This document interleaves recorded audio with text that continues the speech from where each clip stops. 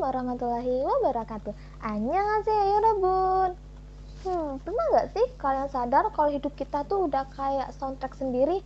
Lagi senang ada lagu, lagi galau ada lagu, lagi mau fokus belajar pun tetap pakai lagu.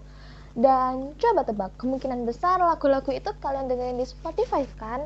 Nah, aplikasi hijau satu ini itu bukan cuma sekedar tempat dengerin musik teman-teman, tapi udah jadi bagian dari keseharian kita banget loh. Tapi, pernah nggak sih kalian kepikiran kenapa sih Spotify bisa sesukses dan sedominan itu di dunia musik digital? Nah, pada video kali ini, saya bakal bahas rahasianya soal Spotify.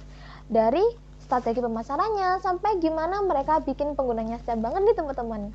Nah, sebelum membahas lebih lanjut, perkenalkan, saya Desmita Capriliani Putri dengan NIM 240803101054. Yuk, tanpa lama-lama lagi kita bahas bersama-sama. Nah, jadi gini guys, kalau biasanya kita ngomongin marketing tuh kan identik sama jualan produk, kayak baju, makanan, atau gadget. Nah, Spotify sendiri itu beda, dia itu main di ranah pemasaran layanan.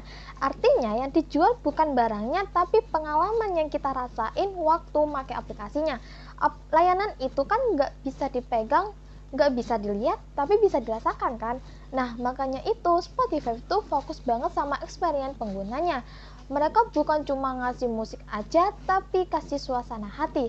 Spotify tuh kayak ngerti banget kapan kita butuh lagu semangat, kapan kita pengen yang melo-melo. Semuanya dipersonalisasikan banget oleh Spotify tersebut. Keren banget bukan? Oke, sekarang kita bahas lebih dalam lagi ya teman-teman. Spotify ini berdiri tahun 2006 di Swedia.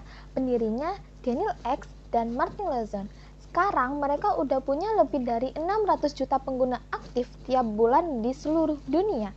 Bisnisnya simpel tapi jenius banget teman-teman. Bisa gratis dengan iklan atau bayar buat dapetin versi premium tanpa gangguan.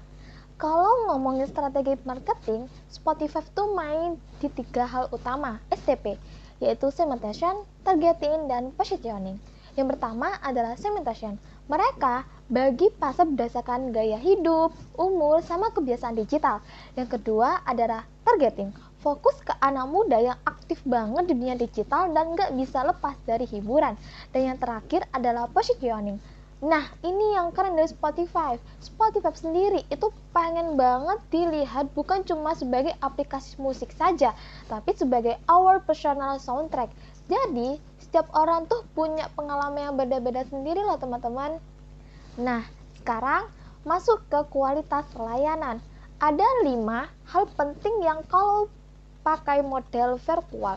Yang pertama adalah reliability. Spotify itu hampir nggak pernah error pas streaming, stabil banget.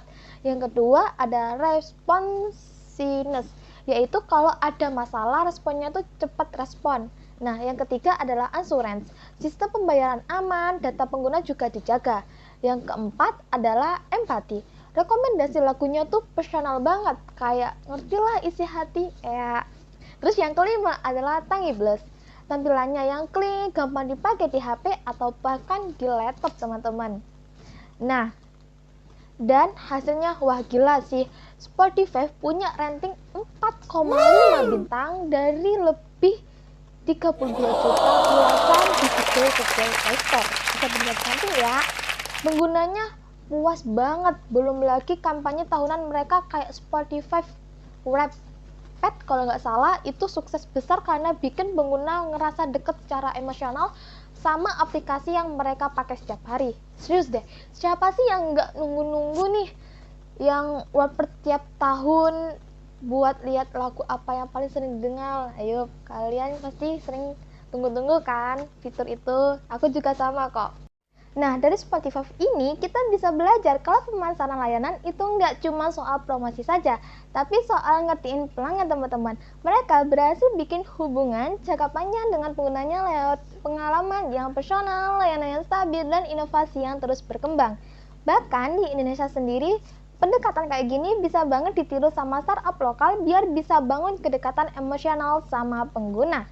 Intinya sih, strategi terbaik itu bukan cuma jual produk saja, tapi ciptain pengalaman yang bikin orang pengen balik lagi.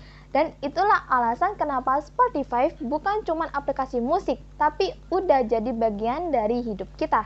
Oke, sekian dulu video dari saya. Jangan lupa like, comment, and share. Kalau kalian ngerasa relate sama kehidupan pakai Spotify setiap harinya. Oke, sekian dulu dari saya. Wabillahi taufiq wal hidayah. Wassalamualaikum warahmatullahi wabarakatuh.